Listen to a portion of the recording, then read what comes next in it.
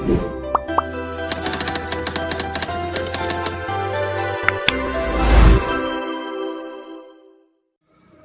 Friends, कैसे हो आप लोग। स्वागत है मेरे चैनल HND फार्मा क्लासेस में। तो कल हमने फार्मेकोलॉजी के बारे में, आपको जो टर्म फार्मेकोलॉजी है ना, उसके बारे में मैंने थोड़ा सा डिस्कस किया था कि ये दो वर्ड से मिलकर बना रहता है। Pharmacon that means drug and logos that means science. और उसके बाद हम कुछ और उसको एक्सप्लोर करके डिफरेंशिएट किए थे ड्रग में, मेडिसिन में, कॉन्स्टिट्यूएंट्स में, ड्रग्स में। ठीक है, आज मैं आपको बताने वाला हूँ फार्मेकोलॉजी के अंडर, जैसे ये जो हमने कल वर्ड लिखा था ना, ड्रग। ड्रग क्या होता है, ठीक। सबसे पहले तो जो ड्रग और एक टर्म मैंने लिखा था क्रूड ड्रग। तो क्रूड ड्रग का मतलब मैंने आपको बताया था, crude drug is a raw form of drug. Raw form of drug. Crude drug is nothing but it is a raw form. एक कच्चा फॉर्म है ड्रग का, साबुत कच्चा जो रहता है, अभी वो मेडिसिन में कन्वर्ट नहीं हुआ है, वो डोजेस फॉर्म में कन्वर्ट नहीं हुआ है, राइट। अब देखो, world health organisation WHO, world health organisation के हिसाब से ड्रग क्या होते हैं या मेडिसिन क्या होता है। तो ड्रग जो है वो एक ऐसा कंपाउंड है, ड्रग ऐसा कंपाउंड होता है जो बीमारी को, हम दवा क्यों लेते हैं, बीमारी को ठीक करने के लिए लेते हैं ना। तो इसको WHO ने, वर्ल्ड हेल्थ ऑर्गेनाइजेशन ने कैसे डिफाइन किया कि drug is a agent, drug is a substances which, मैं लिख देता हूं, ड्रग एक ऐसा सब्सटेंसेस है, drug is a substances, drug is a substances which is used for, काहे के लिए यूज करते हैं ड्रग को, बीमारी को ठीक करने के लिए यूज करते हैं, ठीक है। बीमारी होने के पहले, बीमारी ना हो उसके लिए भी यूज करते हैं, जिसको प्रोफाइलैक्सिस कहते हैं, टर्म है उसका, प्रोफाइलैक्सिस टर्म यूज करते हैं। तो drug is a substances which is used for treatment करने के लिए यूज करेंगे, बीमारी को रोकने के लिए, उसके लिए वर्ड है मिटिगेट। ट्रीटमेंट, मिटिगेट कर सकते हैं बीमारी को, और क्या कर सकते हैं, ठीक कर सकते हैं, क्योर, और क्या कर सकते हैं, उस बीमारी से बचने के लिए केयर कर सकते हैं। तो ड्रग इज अ सब्सटेंसेस, या इसको आप कंपाउंड भी लिख सकते हो, कंपाउंड। ड्रग इज सब्सटेंसेस और कंपाउंड, क्योंकि ड्रग अकेला तो होता नहीं है, ड्रग में 2-3 और उसके मॉलिक्यूल्स मिले रहते हैं, जिसको फार्मास्यूटिकल एडिटिव्स कहते हैं। इसके बारे में भी आज हम डिस्कस करेंगे। तो ड्रग इज सब्सटेंसेस और compound which is used for treatment, mitigate, cure, care from disease. Disease को और क्या बोल सकते हैं, डिसीज को हम बोल सकते हैं इलनेस, बीमारी। तो ड्रग क्या होता है, ड्रग जो है वो एक सब्सटेंसेस होता है, एक कंपाउंड होता है जो कि ट्रीटमेंट में काम आता है। इन्फेक्शन हो गया है या बीमारी को उसको रोकने में काम आता है, मिटिगेट करने में काम आता है, क्योर करने में काम आता है, ठीक करने में काम आता है, एंड केयर करने में काम आता है। किससे, डिसीज से एंड इलनेस से, ठीक है। तो ड्रग का ये WHO ने एक डेफिनेशन, सिंपल सा डेफिनेशन दिया हुआ है, और आपको इसको सजा के लिखना है तो you can refer the book. अब यहाँ देखते हैं ड्रग, इसका एक्सप्लेनेशन थोड़ा और हम क्लियर कर लेते हैं। ड्रग एक कंपाउंड होता है, तो ड्रग कंपाउंड होता है, इसका मतलब होता है ड्रग में एक से ज्यादा कंपोनेंट्स मिले होते हैं, राइट। तो जो ड्रग है, या जब ड्रग को हम मेडिसिन के फॉर्म में कन्वर्ट करते हैं, तो ड्रग में कुछ एडिटिव्स मिलाया जाता है। ड्रग में क्या मिलाया जाता है, एडिटिव्स मिलाया जाता है। ये क्या होते हैं, इसको हम फार्मास्यूटिकल एडिटिव कहते हैं। क्या बोलते हैं, फार्मास्यूटिकल एडिटिव, इसको हम बोलते हैं फार्मास्यूटिकल एडिटिव, या इसको सिंपल भाषा में फार्मास्यूटिकल एड्स भी कहा जाता है। तो ये क्या होते हैं, तो फार्मास्यूटिकल एडिटिव्स जो होते हैं वो इनएक्टिव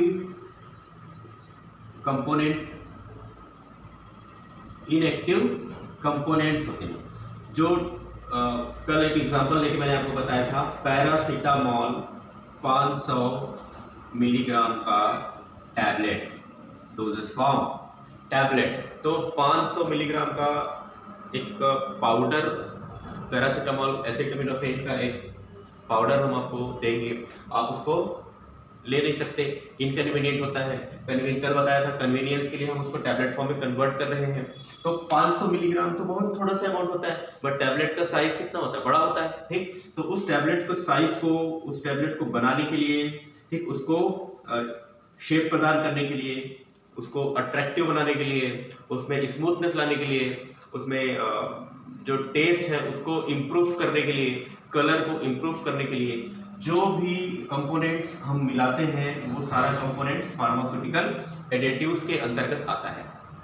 तो जो सिंपल सा मेडिसिन है उसमें क्या क्या होगा, एक तो एक्टिव कंपाउंड होगा, जो ड्रग है उसमें एक्टिव कंपाउंड होगा, एक्टिव कंपोनेंट होगा, और क्या होगा, इनएक्टिव कंपोनेंट होगा। इनएक्टिव कंपोनेंट फार्मास्यूटिकल एडिटिव्स की तरह काम करेगा और एक्टिव कंपोनेंट डिसीज को ठीक करने का काम करेगा, ठीक है। ये क्या कहलाएगा, ड्रग कहलाएगा। एक्टिव कंपाउंड का एक्टिव कंस्टिट्यूएंट मैंने आपको बताया था।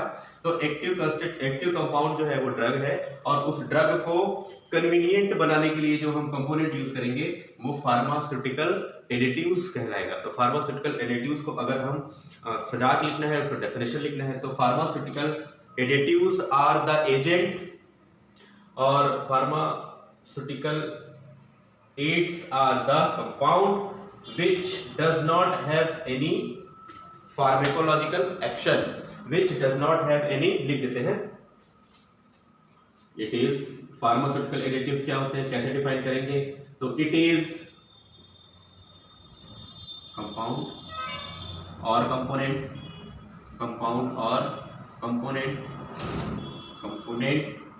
which does not have any pharmacological action, which does not have any pharmacological action। ये वर्ड जो लिख रहा हूं उसको ध्यान से देखना, does not have any pharmacological action but it is essential for the preparation। क्या प्रिपरेशन भाई, प्रिपरेशन और doses form dispensing doses form को बनाने का प्रोसेस डिस्पेंसिंग कहलाता है। तो फार्मास्यूटिकल एडिटिव्स क्या होते हैं, इट इज कंपाउंड और component which does not have any pharmacological action but it is essential for the preparation। मतलब डोजेस फॉर्म बनाने के लिए, एक टैबलेट बनाने के लिए हमको सिर्फ 500 mg पैरासीटामोल का पाउडर की जरूरत नहीं पड़ती, उसके अलावा और बहुत सारे कंपोनेंट्स की जरूरत पड़ती है। अब किस तरह का फार्मास्यूटिकल एडिटिव्स हम यूज करते हैं, तो बहुत सारे अभी मैंने आपको बताया, उसको कलर प्रदान करने के लिए तो हम उसको कलरिंग एग्जाम्पल करके आप उसको और थोड़ा सा लिखना चाहो तो कलरिंग एजेंट लिख सकते हो। स्वीटनिंग एजेंट, उसका मीठापन लाने के लिए, कड़वा जो टैबलेट है उसके ऊपर मास्किंग कर देंगे, तो स्वीटनिंग एजेंट हम कौन कौन सा है उसको हम लोग नहीं जाएंगे, डिटेल हो जाएगा। स्वीटनिंग एजेंट हम यूज करेंगे उसको मात्रा प्रदान करने के लिए, क्वांटिटी प्रदान करने के लिए, बल्कनेस प्रदान करने के लिए, है ना। हम बल्किंग एजेंट यूज करेंगे, ठीक है, और भी बहुत सारे हम यूज करेंगे, हम इस पे नहीं जाएंगे। फार्मास्यूटिकल एडिटिव्स आप इसलिए मैं आपको बताना चाह रहा था कि ड्रग जो है वो एक्टिव कंस्टिट्यूएंट होता है और जो फार्मास्यूटिकल एडिटिव्स होता है वो इनएक्टिव कंस्टिट्यूएंट होता है, जो कि मेडिसिन में मिला हुआ रहता है, इसके बिना मेडिसिन नहीं बन सकता। इसीलिए मैंने वर्ड लिखा था essential for the pharmaceutical preparation और डोजेस फॉर्म। फार्मेकोलॉजी तो आपने पढ़ लिया, ठीक है। अब फार्मेकोलॉजिकल एक्शन क्या होता है, मैंने अभी लिखा था फार्मेकोलॉजिकल एक्शन मतलब बॉडी में होने वाले जो भी एक्शन है ड्रग का, हमारा ड्रग लेने के बाद, एडमिनिस्ट्रेट करने के बाद जो भी एक्शन होगा वो एक्शन कैसे होगा, by changes of physiological, by changes of physiology, ठीक, changes of physiology of the body, changes of physiology of the body. कैसे? अभी अगर सपोज एक एग्जांपल के द्वारा समझते हैं कि अगर किसी को फीवर है, ठीक है, किसी को फीवर है, इसका मतलब उसके बॉडी में प्रोस्टाग्लैंडिन्स जो है वो प्रोस्टाग्लैंडिन नामक जो न्यूरोट्रांसमीटर होता है या प्रोस्टाग्लैंडिन नामक जो केमिकल समझ लो उसको, वो सिक्रीट हो रहा है, ठीक। तो उस समय उस प्रोस्टाग्लैंडिन के कारण बॉडी का टेम्परेचर बढ़ा हुआ है, बॉडी का फिजियोलॉजी चेंजेस है, नॉर्मल नहीं है, बॉडी का टेम्परेचर बढ़ा हुआ है। तो ड्रग क्या करेगा?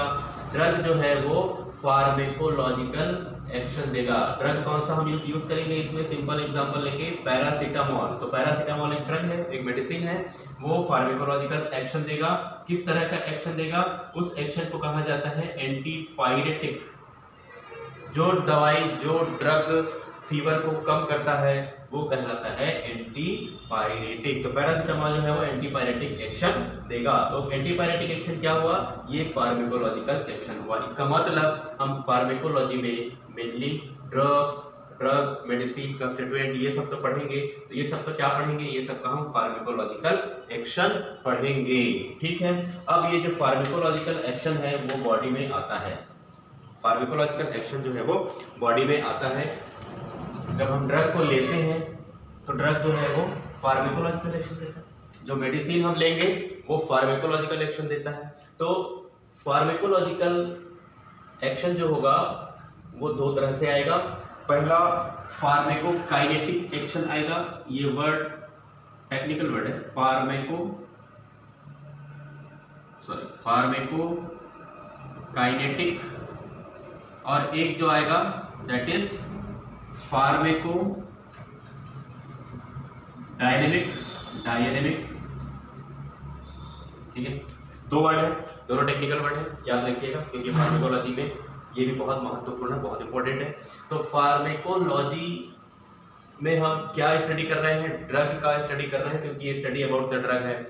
और उस ड्रग का हम क्या स्टडी कर रहे हैं? उस ड्रग का हम फार्मेकोलॉजिकल एक्शन के बारे में हम उसका स्टडी कर रहे हैं। तो फार्मेकोलॉजिकल एक्शन, किस तरह का फार्मेकोलॉजिकल एक्शन हम स्टडी कर रहे हैं? तो फार्मेकोकाइनेटिक एंड फार्मेकोडायनेमिक। अब पहले मैं डिस्कस कर रहा हूं फार्मेकोकाइनेटिक क्या है। हमने ड्रग ले लिया, ड्रग का फार्मेकोलॉजिकल एक्शन आया।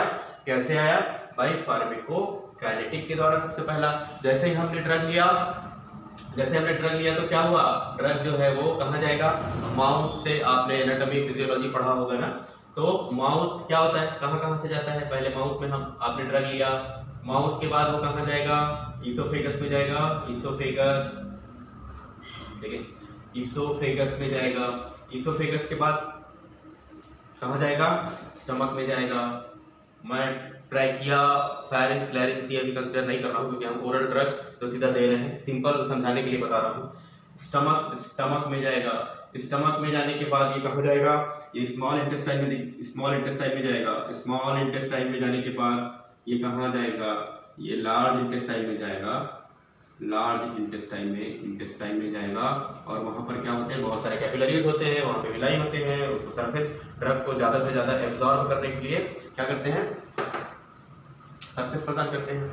तो जो लार्ज इंटेस्टाइन तक गया, ठीक। यहाँ पर क्या क्या होगा? जब भी आपने टैबलेट लिया है, ठीक, तो इसोफेगस से होते हुए वो स्टमक में चले गया। स्टमक में जाके वो स्टमक में एसिड होता है, हाइड्रोक्लोरिक एसिड होता है, जिसको गैस्ट्रिक जूस कहा जाता है। वो डिसॉल्व हो जाएगा, टूटेगा पहले, है ना। उसके लिए भी एक वर्ड होता है, पहले वो इंटीग्रेट होगा। ये कुछ वर्ड्स हैं, इसको आपको पढ़ना ही पड़ेगा, ठीक।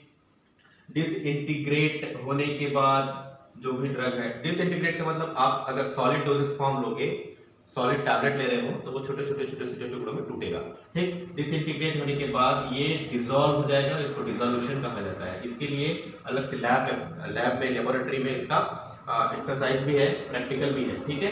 तो डिसइंटीग्रेट होगा और फिर डिसोल्यूशन होगा। डिसोल्यूशन होने के बाद स्मॉल इंटेस्टाइन में आएगा। स्मॉल इंटेस्टाइन में आने के बाद ये क्या होगा? लार्ज इंटेस्टाइन में एब्जॉर्ब हो जाएगा। एब्जॉर्ब होने के बाद फाइनली वो ब्लड में चले जाएगा और फार्मेकोलॉजिकल एक्शन आएगा। क्या क्या होता है यहाँ पर? सबसे पहले जो है वो ड्रग जो है सबसे पहले तो क्या हो रहा है, लार्ज इंटेस्टाइन में एब्जॉर्ब हो रहा है। तो फार्माकोकाइनेटिक का सबसे पहला पॉइंट है, फार्माकोकाइनेटिक मतलब होता है absorption, absorption of drug, absorption of drug. Okay, तो फार्माकोकाइनेटिक का मतलब पहला absorption of drug, drug absorb हो रहा है। अभी आपको पता है ना, आपने टैबलेट लिया, ठीक, वो डायरेक्ट इंटेस्टाइन में नहीं पहुंचेगा, वो पहले एसोफेगस से होते हुए स्टमक में जाएगा, वहां पे उसका डिसइंटीग्रेशन होगा, डिसोल्यूशन होगा, then it will reaches to the small intestine, then finally it will reach the large intestine and drug absorb होगा और फाइनली कहां चले जाएगा ड्रग, अब ब्लड में चले जाएगा। कोई भी ड्रग है, कुछ भी चीज हम खाते पीते हैं, वो फाइनली कहां एब्जॉर्ब हो जाता है, ब्लड में एब्जॉर्ब होता है ना, लार्ज इंटेस्टाइन के बाद वो ब्लड में चले जाता है। तो एब्जॉर्प्शन का पार्ट जो है वो यहाँ पे खत्म हो जाता है। अब देखो ब्लड में एब्जॉर्ब हो गया, एब्जॉर्ब होने के बाद सर्कुलेशन, सिस्टेमिक सर्कुलेशन, पूरे बॉडी में जो ब्लड का फ्लो है वो सिस्टेमिक सर्कुलेशन कहलाता है, राइट, सिस्टेमिक सर्कुलेशन कहलाता है। एक सिस्टम बना हुआ, सारे सिस्टम से वो पास होके जाता है, सिस्टेमिक सर्कुलेशन कहलाता है। क्यों कहलाता है, क्योंकि सारे सिस्टम में ब्लड जो है वो पास होते रहता है। ओके, तो सिस्टेमिक सर्कुलेशन में जाने के बाद एब्जॉर्ब हो गया, अब वो पूरे बॉडी में डिस्ट्रीब्यूट होगा, ठीक, डिस्ट्रीब्यूट होगा, ब्लड में चले गया तो डिस्ट्रीब्यूट होगा, अलग अलग जगह पे जाएगा, ब्लड में चले गया ड्रग, उसके बाद वो ब्लड में जाने के लिए ब्लड तो बह रहा है तो वो डिस्ट्रीब्यूट होगा, डिस्ट्रीब्यूट होने के बाद ये कहाँ जाता है ड्रग, अब उसका मेन फार्माकोलॉजिकल एक्शन होने के लिए ड्रग का मेटाबॉलिज्म होता है। मेटाबॉलिज्म ही आपको याद रखना पड़ेगा, मेटाबॉलिज्म, ड्रग का मेटाबॉलिज्म होता है। मेटाबॉलिज्म का मतलब क्या होता है, breakdown of complex molecule into the simpler molecule. जो जटिल मॉलिक्यूल है ना, वो जटिल मॉलिक्यूल सिंपल मॉलिक्यूल में टूट जाते हैं। ड्रग बहुत सारे केमिकल, ड्रग मतलब केमिकल, ड्रग में बहुत सारे कंपोनेंट्स होते हैं, बहुत सारे बॉन्ड्स होते हैं, बहुत सारे केमिकल एक दूसरे के साथ जुड़े रहते हैं, ठीक है, बहुत सारे मैक्रोमॉलिक्यूल, बहुत सारे माइक्रोमॉलिक्यूल जुड़े रहते हैं, तो वहां पर मेटाबॉलिज्म होता है। Main organ of the metabolism is what, comment करके बताओ, इज लीवर, ठीक है। मेटाबॉलिज्म का मेन ऑर्गन क्या है, लीवर। लीवर में क्या होता है, पोर्टल वेन, तो पोर्टल वेन से, पोर्टल वेन के थ्रू ये लीवर में जाता है और वहां पर ड्रग का मेटाबॉलिज्म होता है। ड्रग एब्जॉर्ब हुआ ब्लड में, फिर डिस्ट्रीब्यूट हुआ, साइट जहां पर एक्शन देना है वहां भी चले जाएगा, और फिर ड्रग जो है पोर्टल वेन में जाएगा, पोर्टल वेन के थ्रू ये लीवर में चले गया, वहां पे उसका मेटाबॉलिज्म हो गया, एंड फाइनली क्या होगा, फाइनली मेटाबॉलिज्म होने के बाद जो भी एक्शन के लिए फिर ड्रग अवेलेबल हो जाता है, और फाइनली एक्शन होने के बाद फाइनली जो ड्रग है वो एक्सक्रीट हो जाता है, मतलब बाहर निकल जाता है, यूरिन के थ्रू निकल जाता है, स्वेट के थ्रू निकल जाता है, पसीने के थ्रू निकल जाता है, ब्रेस्ट फीडिंग मदर में मिल्क के थ्रू निकल जाता है, ठीक है, फीसेस के थ्रू भी निकल जाता है, ठीक, सेलाइवा, लार भी बहता है ना, सेलाइवा, तो सेलाइवा अभी आप मान लीजिए ज्यादा हो जाएगा। ओके, तो ये कुछ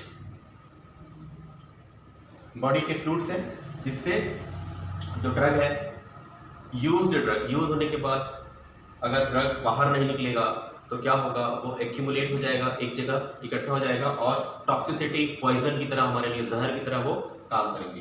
तो फार्माकोलॉजिकल एक्शन जो है वो कैसा आता है, फार्माकोलॉजिकल एक्शन का पहला पार्ट जो है वो होता है फार्माकोकाइनेटिक, और आपको समझ में आ रहा होगा कि pharmacokinetic is nothing but it is the process of absorption, process of distribution, process of metabolism and process of excretion.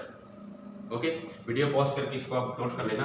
अब देखो टेक्निकली और इसको अच्छे से वन लाइन डेफिनेशन जो है फार्माकोकाइनेटिक का वो इस तरह से होता है। Pharmacokinetic are the study about what the body does to the drug. पहले इसके मैंने क्या बताया, मैं माउथ से लेके लार्ज इंटेस्टाइन तक जा रहा है, that is the part of the body. Okay, तो कोई भी ड्रग है वो फार्माकोकाइनेटिक स्टडी जब उसका होता है तो उसको हम कहते हैं study about what the body does to the drug. Body उस ड्रग का क्या करता है, तो बॉडी उस ड्रग को एब्सॉर्ब करता है, बॉडी उस ड्रग को डिस्ट्रीब्यूट करता है, बॉडी उस ड्रग को मेटाबोलाइज करता है, बॉडी उस ड्रग को एक्सक्रीट करता है।